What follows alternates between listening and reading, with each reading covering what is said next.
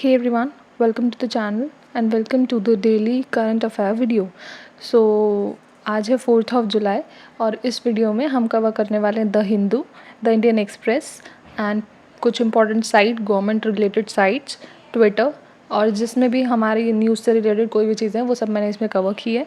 इसमें मैंने कुछ मैगजीन्स के भी टॉपिक्स ऐड किए हैं। अब आपको लग रहा होगा इतनी सारी जगहों से ऐड करके भी सिर्फ 5 टॉपिक ही क्यों निकलते हैं रोज़। 5 टॉपिक इसलिए निकलते हैं, वैसे 8 से 9 टॉपिक निकलते हैं रोज़, लेकिन हम 2 से 3 टॉपिक को छोड़ देते हैं बिकॉज़ वो 2-3 दिन चलने वाले हैं, तो उनको 2-3 दिन बाद हम कवर करते हैं। मोस्ट इंपॉर्टेंट 5 टॉपिक्स हमने लिए केवल जो एग्ज़ाम प्रोस्पेक्टिव से इंपॉर्टेंट है। ऐसे तो न्यूज़पेपर में बहुत सारी न्यूज़ है, बट हम सब तो नहीं कवर कर सकते ना, हमारे नोट्स लेंदी हो जाएंगे और हम उन्हें रिवाइज़ नहीं कर पाएंगे। तो इसलिए जो मोस्ट इंपॉर्टेंट है एग्ज़ाम प्रोस्पेक्टिव से इंपॉर्टेंट केवल वही न्यूज़ हमको लेनी है। फर्स्ट न्यूज़ आती है IMF का स्टैंड ऑन क्रिप्टो करेंसी। तो IMF ने ये कहा है कि क्रिप्टो करेंसी को अगर हम अडॉप्ट करते हैं तो वो काफ़ी रिस्की है। किस चीज़ के लिए? तो वो फाइनेंशियल और मॉनेटरी स्टेबिलिटी के लिए बहुत ज़्यादा रिस्की है।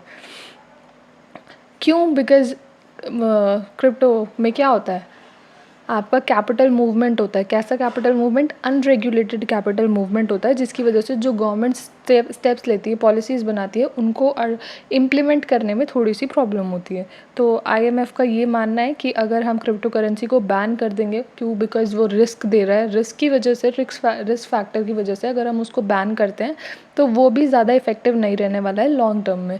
तो हमें क्या करना चाहिए? हमें उसको बैन करने की बजाय हमें उसे रेगुलेट करने पर ज़्यादा फोकस करना चाहिए। उसमें ट्रांसपेरेंसी बिल्ड करनी चाहिए, जो भी उसमें ट्रांजैक्शन है उन सब में ट्रांसपेरेंसी बिल्ड करनी चाहिए और उसे रेगुलेट करना चाहिए। ये था इतना करंट अफेयर बेस्ड। अब हम आते हैं थोड़ा सा इसके बैकग्राउंड में। तो बैकग्राउंड नॉलेज में आपको ये पता होना चाहिए कि क्रिप्टो करेंसी और CBDC में क्या डिफरेंस है। तो CBDC की फुल फॉर्म क्या आती है? सबसे पहले तो आप ये कमेंट कर दीजिए। एंड क्रिप्टो अगर आपको नहीं पता है तो आप इस वीडियो के बाद ज़रूर जाकर जानें। तो क्रिप्टो करेंसी और CBDC में क्या डिफरेंस है? तो क्रिप्टो करेंसी जो है वो ब्लॉक चेन बेस्ड है और CBDC भी ब्लॉक चेन बेस्ड है। क्रिप्टो करेंसी जो है उसको कोई प्राइवेट इंडिविजुअल या फिर कोई प्राइवेट कंपनी जो है रन करती है, वाइल CBDC को सेंट्रल बैंक या फिर मतलब सेंट्रल बैंक जो है वो रन करता है। क्रिप्टो करेंसी जो होती है उसकी वैल्यूज़ जो होती है वो थाउजेंड्स में, हंड्रेड्स में वेरी करती रहती है, लेकिन CBDC की वैल्यू जो है वो फिक्स्ड रहती है, जैसे कि फिजिकल मतलब जो उसका फिजिकल वो है उसके वैल्यू के बराबर ही रहेगी। क्रिप्टो की वैल्यू जो है, उसके बाद थर्ड पॉइंट आता है। थर्ड है कि इन्वेस्टर जो है वो इसको प्रॉफिट के लिए ख़रीदता है क्रिप्टो करेंसी को। क्यों? बिकॉज़ उसके प्राइसेस फ्लक्चुएट होते हैं, तो जब उसको ज़्यादा प्रॉफिट होता है तो फिर वो प्रॉफिट के लिए इसको बाय करता है और प्रॉफिट के लिए ही इसे होल्ड करता है। लेकिन CBDC जो है उसमें प्रॉफिट का कोई मतलब नहीं है, बिकॉज़ वो इन्वेस्टमेंट के लिए नहीं होती है। तो CBDC को आप ऐसे समझ सकते हैं जैसे कि आपका अपना जो आपके हैंड में जो मनी होता है, लाइक 10 रुपीज़ का नोट है तो उसकी वैल्यू 10 रुपीज़ ही रहेगी हमेशा। ऐसा नहीं होगा कि आज उसकी वैल्यू जो है वो बढ़ गई और वो 100 रुपये का नोट बन गया और कल को वो 2 रुपये का नोट बन गया। ऐसा कुछ नहीं होगा। उसकी वैल्यू 10 रुपीज़ है तो वो 10 रुपीज़ ही रहेगी। लेकिन क्रिप्टो में क्या होता है, वैल्यूज़ ऊपर नीचे होती रहती है, जैसे कि शेयर्स में होती है। तो ये है इन दोनों में डिफरेंस। नेक्स्ट टॉपिक, ये है हमारा फर्स्ट टॉपिक। सेकंड टॉपिक आता है impact of climate change on the Kashmir mushroom picker. Kashmir में मशरूम होती है, कश्मीर की मशरूम है एक गुची मशरूम, जो कि आपने न्यूज़ में आपने PYQ में भी देखा होगा। अगर आपने 2021 का पेपर देखा है तो उसमें ये क्वेश्चन भी आया था कि व्हाट इज़ गुची। तो गुची मशरूम्स जो हैं वो कश्मीर में मिलती हैं।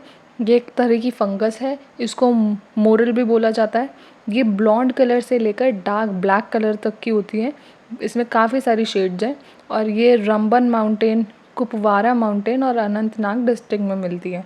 इसके लिए 15 डिग्री सेल्सियस से लेकर 20 डिग्री सेल्सियस का टेम्परेचर होना ज़रूरी है और इसको हम बड़ी ही मुश्किल से स्पॉट कर पाते हैं। क्यों? बिकॉज़ ये सराउंडिंग के अकॉर्डिंग अपना इसका जो कलर है वो काफ़ी वुड जैसा कलर होता है, तो वो लकड़ियों के बीच में आपको दिखता नहीं है, तो आपको इसको स्पॉट करना बहुत डिफ़िकल्ट होता है।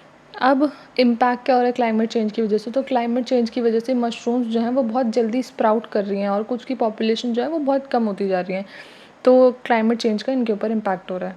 थर्ड टॉपिक आता है हमारा, थर्ड है हूल दिवस। तो प्राइम मिनिस्टर नरेंद्र मोदी ने ट्वीट किया था हूल दिवस से रिलेटेड ऑन जून 30, बट मैंने ट्विटर नहीं खोला इतने दिनों से तो वो मेरा मिस हो गया था, तो मैंने सोचा इसे आज ही हम कवर कर लें।